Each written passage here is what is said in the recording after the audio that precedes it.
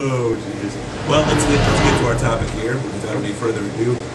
ESPN did this really great piece on their top 10 chins, their top 10 most durable fighters, and I want to talk about the list. I don't have the actual list in front of me, but I have most of the most notable names that were featured on this list actually written down here, and I want to talk about them. Also, some individual pieces were done by ESPN.com writers, and I want to talk about that as well. And I want to talk about the names that were oddly absent from this list and why they were absent from the list. Real quick, the list included Carmen Basilio, Gene Fullmer, Kid Gavilan, Jake LaMotta, George Chuvalo, and Marvelous Marvin Hagler. No, what they're really talking about are chins, not necessarily not Jay Leno. You can joke and call it beards. You can joke and call it they actually refer to it as chin.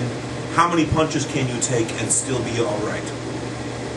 Does Marvin Hagler belong as number one on the list of essentially being an anvil? I'm not buying that. Was there ever a tougher fighter than Marvin Hagler? Probably not. He got in the trenches and did his job in beautiful grand fashion. Does that mean that he had the best chin in the world? I'm not buying that. I'm not on board with Marvin Hagler being... He could be on this list. He needs to be top 10. He does not need to be the first guy. It depends on what you're calling tough. Is tough your ability to weather storms, or is your definition of tough being able to take punches the entire fight and just not go down? Yeah. George Chuvalo took punches against the biggest punchers of the planet. Yeah. Took punches from guys like Shavers, from guys like Foreman, Frazier, Ali, twice. Crazy knockout artist. And Chuvalo never went off his feet. Never was. I mean, he was beaten, and he was actually stopped once. The referee jumped in and stopped him because he was taking a shellacking. But he was never even once off his feet. That is disgusting. Every time at the Hall of Fame on the grounds that Bert Sugar brings George Chuvalo onto the stage and has a ringside lecture with him and explains how all the great names on his record, never off his feet, he gets a standing ovation for that, because that is unheard of. And this was not, Chuvalo did not fight during the Mike Tyson years. He did not fight during the Klitschko years. He fought when Frazier, Foreman, Ali, Shavers. They were all in their prime. These were all crazy, crazy knockout artists and the best heavyweights ever. Yeah. With the exception of Joe Louis, who was a full generation before. Just out damn standing. The kind of stuff that Chuvalo was taking. Jake LaMotta, for a second. We can talk an hour on Jake LaMotta, the stuff that he took.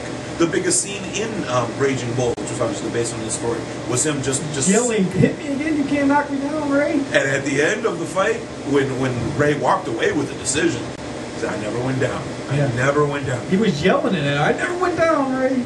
You never got me. Yeah, you never got me." Gavilan was on. Kid Gavilan was on the Gillette Cavalcade of Sports more times than anyone else in the main event.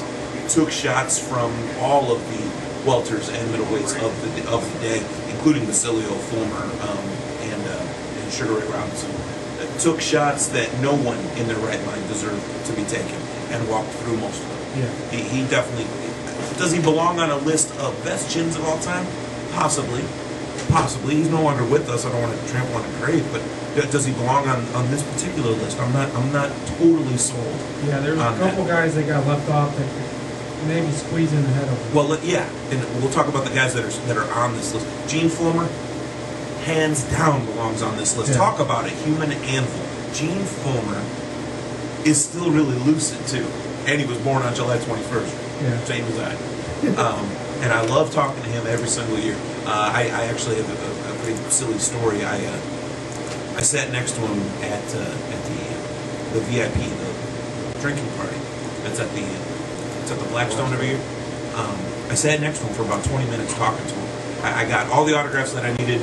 I just took a rest and I sat down, and Gene Former came and sat down next to me, and I said, oh my gosh, this is crazy that I'm sitting next to you. I rooted around to find something else to see if I could get him to sign it, and he did. And I just talked to him for 15, 20 minutes, and I said, you know what, you brought so much excitement to the ring. I'm just so proud to shake your hand, just being able to sit next to you. And he goes, well, it was tough early on to get fights, and it was tough to get exposure, but the second they realized that I could take a punch, they put me on all the time, and they were giving me title shots. And I was middleweight champion for all this time, and fought the best names out there. And he said that some of my toughest fights were against Carmen Basilio, and I said, wait a minute, I thought you were Carmen Basilio. And he looked at me like, oh, I've been sitting next to an idiot this whole time. I was like, I was just kidding, man. I was just kidding, Gene. For some reason, Carmen Basilio and Gene Former get mixed up a lot at the Hall of Fame. People will put pictures of Basilio in front of Former and say, would you sign this? Basilio will flat out, he'll slap you if you put a picture of Former in front of him and say, Basilio will slap you if you just get in front of him. I was taking his picture. Well, Basilio's next on this list. The little silly story about Basilio with me is at the same Blackstone where we were doing, I'm walking through a crowd, minding my own business, looking for a referee that still thinks my name is Tim. All of a sudden there's a hand in my pocket. Well, I'm going to turn around, I'm going to hit somebody because they're trying to take, it's Carmen Basilio. And he goes, you're broke. I says, you reached in the wrong pocket. And I kept walking. And I'm walking back the other way and somebody sticks a finger in my ear. It's Carmen. So I'm walking up to some of the guys going, who's watching Carmen? Who's watching him? You know, who's watching him? He always had somebody with him because he got in trouble. You know, he's one of those. You know what? And he's a great guy. Smack Jimmy Holmes right in the face. I love talking to Carmen. And it's a shame because he is getting older. And this year he wasn't quite the same person that I. That is right. No. Generally speaking, though, he still chopped me in the ribs and then slapped me in the face after I took his picture. By the time I got my camera down, I was already getting hit in the face. How many people can say that Carmen Basilio punched him in the face? Yeah, slapped me. I wouldn't say punch me. That old man could take you. He probably could. That old man could take you. Jimmy Holmes, who was the state junior middleweight champion at the time, got socked by an 80-year-old man. We heard it too. It was bam. It was a pop. It echoed off of a tree or something. It was a pop. It was great. But I'll take you back to school. But I'll tell you what, Carmen Basilio, class act, and he deserves to be on this list. Oh, the fight deserves to be on this list. The fight that he had with Sugar Ray Robinson, where his eye literally looked. I've heard it referred to as a ripe plum. Oh, it was going to come out of his head. It was about to bust out of his face. Oh yeah. And there's a really great painting of that face up on the wall at the Hall of Fame in the museum itself. I saw that. That is just phenomenally painted. Very, very good detail. Speaking as an artist, it was just fantastic. But that crap would never happen today. Your eye swells half that much. They're stopping that fight. I think that's possibly why a lot of the guys that are fighting of this era are not on this list. Because it stops before they have a chance. You're going to pull the rug out before you even get to those names. Well, that's a very valid point. I mean, these guys back then, just like any sport back then, it was more of a. It was a rougher sport. Exactly. Oh yeah, definitely in every sport. But boxing in particular, these guys were actually allowed to fight. I mean, even watching some of these movies, these boxing movies that we watch now, you saw this with Cinderella Man. I mean, these guys, running into each other and running the shoulder up into the chin and pushing and shoving and hitting people while they're down. Oh yeah, and this stuff isn't allowed now. Good God, you get thrown out. Oh, I missed with the punch, but my elbow caught him. Yeah, but back then it was one of those. It was just that. I mean, they were at it, and it was a brawl, and they had some slick boxers, but the brawlers back then were the ones that were, the guys that could take the punch and deliver the punch were the ones that were doing the most damage and walking through things. I mean, it was great. Nowadays you don't. So And those fighters, Nowadays you don't see that. yeah, they pay the price though. Right. Oh, well, That's they why- have. Yeah, you got guys like, Leon Spinks who. Yeah, he wasn't that great to start off with. No, and he took some punishment. Well, he took some punishment. And Muhammad Ali now. And Yeah, people, obviously, Muhammad Ali. And people talk about Even- the Parkinson's, but the Parkinson's is a big symptom of all the shots that he took and everything Parkinson's else. syndrome. It's not the actual disease. Well, right. Punches can't cause a disease. No. Punch drunk syndrome is Is Parkinson's syndrome, which means symptoms somewhat like Parkinson's disease.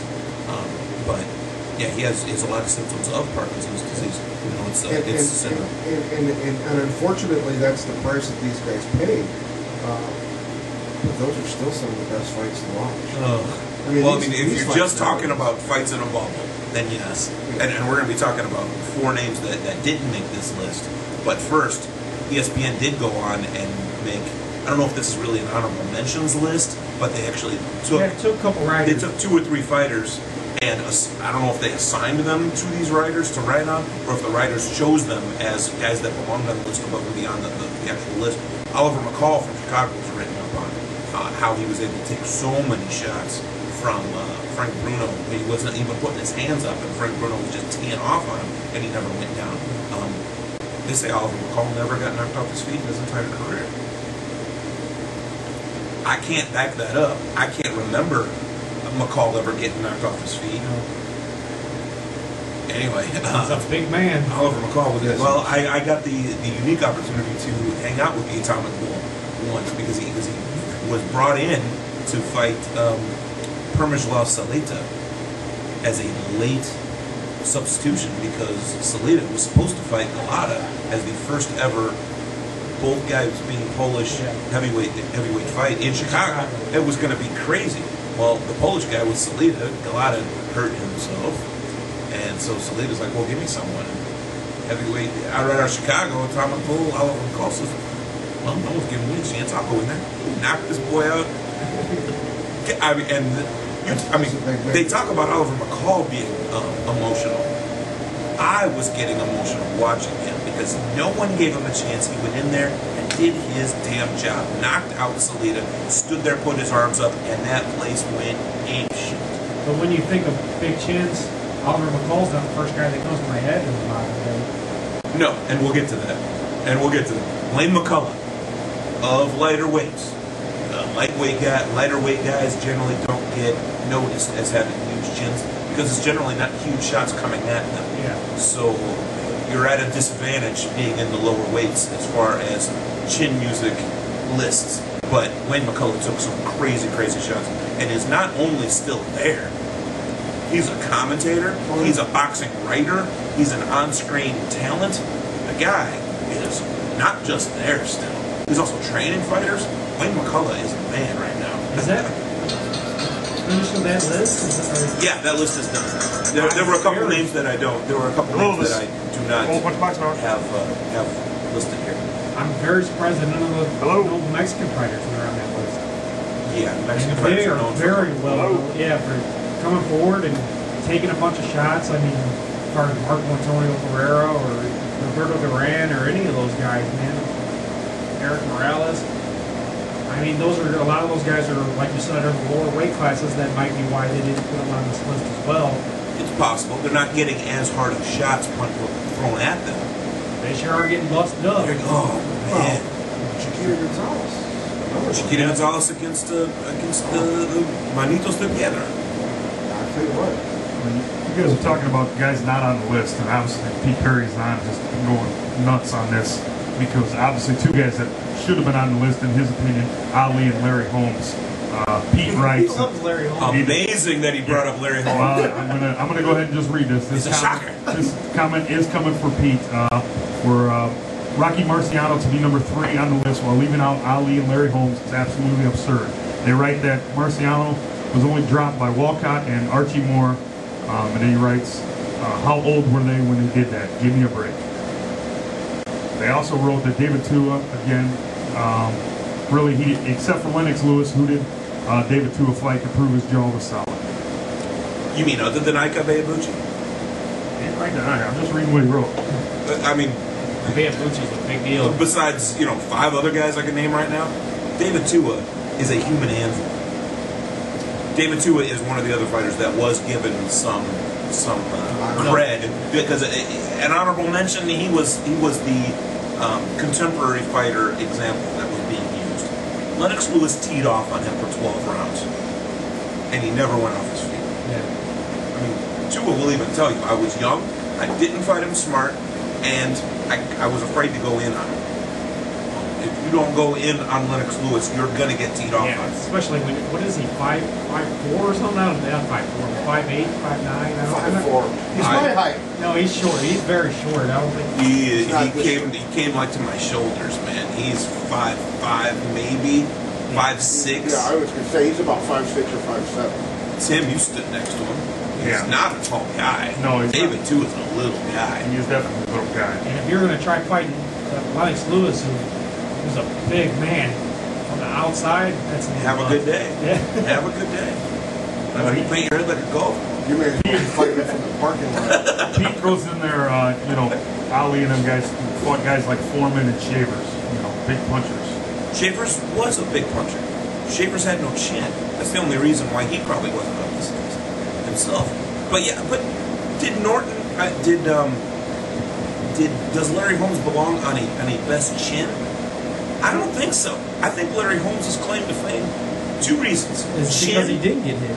He had a really excellent jab. He had the mother of all jabs. He was deceptively strong. He never had like the physique of a Kenny Norton or even a Cassius Clay, but he had the killer jab and moved really well. And his defense was second to none. He wasn't getting hit. So no, I'm not going to include Larry Holmes on a list of. I'll tell you what, Larry Holmes to me was one of the slickest big men I've ever seen. Oh, of course. He made people look like amateurs. Yeah, he would the way he moved around the ring and the way he controlled the ring was just amazing. I go back to the first time he fought Bone Crusher Smith. Bone Crusher Smith didn't know what side of the ring he was on for more than a second and a half at a time. Great fight, because when they did come together and engage, Bone Crusher did land some good stuff, but Larry Holmes owned him that night. Oh, certainly. Owned him in ways Bone Crusher had never been owned. Bone Crusher did better against Tyson than he did against Larry Holmes. Figure that stuff out. Figure that out. Well, that's because Tyson was the brawler that Bone Crusher was too. True. And Holmes wasn't. Holmes was. You got it. Well, I've got 4 names. And I know 2 of them. I'm going to bring up one before you get to your list because I agree with all the guys that you have on your list. Okay. I'm going to bring up Emmanuel Augustus. He was in a couple fights of the year. Oh, yeah. And he's really well known for being able to take a punch. And He can take a punch, but he doesn't get hit very often. What he does very good at taking a punch is not getting hit very clean. Him and James Toney both have that ability where they can take a lot of punches because of the way they slip the punches. Tony knows how to roll. Yeah, and Now he fights with a roll. Now it's easier for him Augustus to is roll. the same way. I mean, he does that flamboyant puppet. I love that stuff. But yeah, those are a couple of names Who that can do all that? I can think of aside from the obvious guys that you're about to mention. First up, why is Jerry Quarry not on this list? That is absolutely disgusting to me. Jerry Quarry stood there and fought Joe Frazier, who easily is top 5 puncher in the heavyweight division. Top 5 puncher in anyone's heavyweight knockout artist list. Stood there, took everything Frazier had, He even says he's the hardest. turned towards the camera and went, "Ugh." Like, give me more. It's like, all right, that is scary, dude. That is scary. Joe Frazier is teeing off on you like no one's business, and you're still coming forward. And I'll tell you what, Joe Frazier was enjoying the workout as well. He was getting really psyched about it. That's a scary fight to watch. These are 2 bulls Yeah, those are 2 huge men. tearing into each other, and neither of them really have a shut-off switch. It's one of those, someone's going to die, and this is not like, you're not going to knock out, really, unless you're George Foreman, you're not going to knock out either of these guys. How could you not put Ali on this list either? For him being the guy that throughout his career was known as the guy that would just take punches. See, in my eyes, Ali got hit a lot. He didn't get hit. He fits in there with, you're saying, with Augustus and with Holmes. And Larry, he's sort of a Larry Holmesy. He was a very slick boxer, and he was powerful. Don't get me wrong. I mean, it wasn't like the guy was a mamby-pamby fighter, because Ali was not. But he had no mamby or pamby at all. But every time I watched Ali fight, very rarely did I see him really get clocked. I mean, he did get hit. I don't know, when he fought Frazier or when he fought Foreman, he got rocked. Right, but what I'm as far as anything else goes, other than those two guys, no one really. Norton whipped his ass. Norton whipped his ass. But that wasn't proving his chin either. All right, no, broke his jaw, dude. All right, go for it. The message board just lit up here with a couple guys just hit me up on it with the exact same name, and I'm gonna throw it out there for you guys. Randall Tex Cobb. Well, how can Tex Cobb not be on this list? Also, pretty disgusting that he's not. Was he a great fighter? Not by anyone. Not by anyone's list. If you named the top 100 heavyweights that ever put gloves on, Tex Cobb's not showing up. Scott Ledoux would show up before Randall Tex Cobb. Jerry Cooney actually said he was hitting him with everything he had, and after that fight, Tex Cobb said, let's do it again. And Jerry Cooney said, you're a little too crazy for me. That was Buster Douglas. That was Buster Douglas. Was it Buster Douglas? Yeah, it was Buster Douglas said that. I don't think so, dude. Let's do it again. No. I'm on my way to the heavyweight championship, dude. I don't need another Tex Cobb on my record, no. Thanks, Ron Cameron and Little Holmes, for checking in on that one. No, good work. Tex Cobb. Tex Cobb was just a golf tee. A golf tee with gloves and boots. He took everything. Oh, you gotta love watching him fight. Plus, he had a comb over. Awesome stuff. A bald guy with long Gallagher hair. Beautiful stuff. Right now, those of you that are listening that know who I'm talking about, you're laughing your tails off because you've seen him, and he leans forward, and all that hair goes in his face. You're like, dude, cut that crap off! Why would you do that to yourself? Sheep dog. His eyelashes are the ones flipping. So I'm saying Jerry Corey belongs on this list. Rex. I'll just combine Randall and Tex into Rex. I thought you were going to say Rex Grossman, because he got hit pretty hard too. Tex Cobb, he belongs on this list, I would say. Arturo Gatti and Mickey Ward. How? After watching these guys fight 3 times, taking the mess that they took, how are they not at least honorable mentions? I'll tell you what, you just look in the ring almanac at fights of the year and see how many of those Gotti's in. And you know every time you're in a fight of the year, those were all giant balls and you took a lot of punches. And actually, what is it, 3 of those fights were I think, fight of the year. All 3 of the fights with Ward were fight of the year as well. I know at least 2 of them. I know 2 of them were. Also, both fights with Ivan Robinson were up. One of them won it. The other one, I think both of them might have been. And I think I don't remember if it was Ivan Robinson. I think it was Ivan Robinson against, what do you call it, against Emmanuel Augustus. I'm not sure if Augustus and Gotti had got on. I didn't know Gotti and Augustus even fought each other. So it probably didn't make it. Go figure. It wasn't in the running? Here's your sign.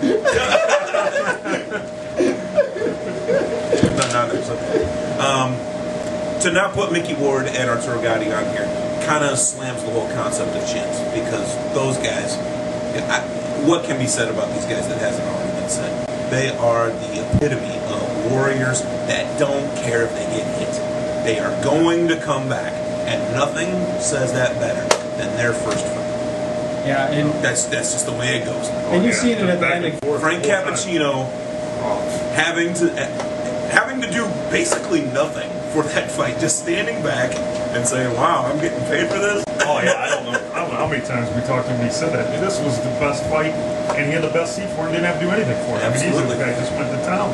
Well, the more scotch and waters we bought him, the better those stories got. Didn't they bring him like a bag of popcorn or something? They could have. They could have. And when it comes to chins, and especially heavyweight chins, can we really afford to call it a chin music list and not put Iron Mike Tyson on this list. Yeah, I think the problem with that is a lot of people remember the Buster Douglas and Tyson as he ended his career after the Douglas fight. Well, when you say Buster Douglas, do we realize in saying that Tyson got banged on like a drum 8 of those 10 rounds? He only won one round, really, clearly, in that fight. And that was the 8th round when he knocked him down. And actually, that could have been a 9-9 because Douglas was winning that round when Tyson landed that uppercut. I mean, argue me if you want, but I think I'm pretty well versed on that fight. I think I've seen it about. Yeah, you got my tape. I was watching again. I think I've got it like 10,000 times in my life. But no, Mike Tyson's chin.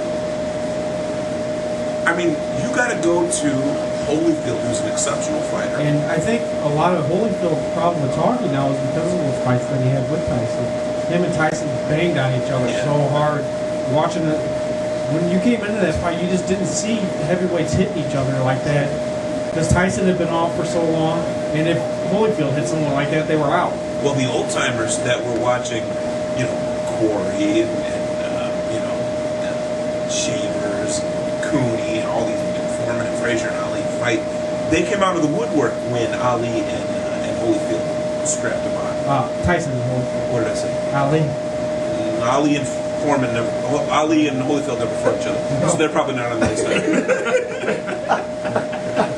You guys are killing me here, man. We're losing listeners left. My eyes are burning, man. You can't lose them left and right if we only have one. It's either left or right. They keep logging off and then logging back out. I think. I don't know. I think Mike Tyson belongs on the list of best chins.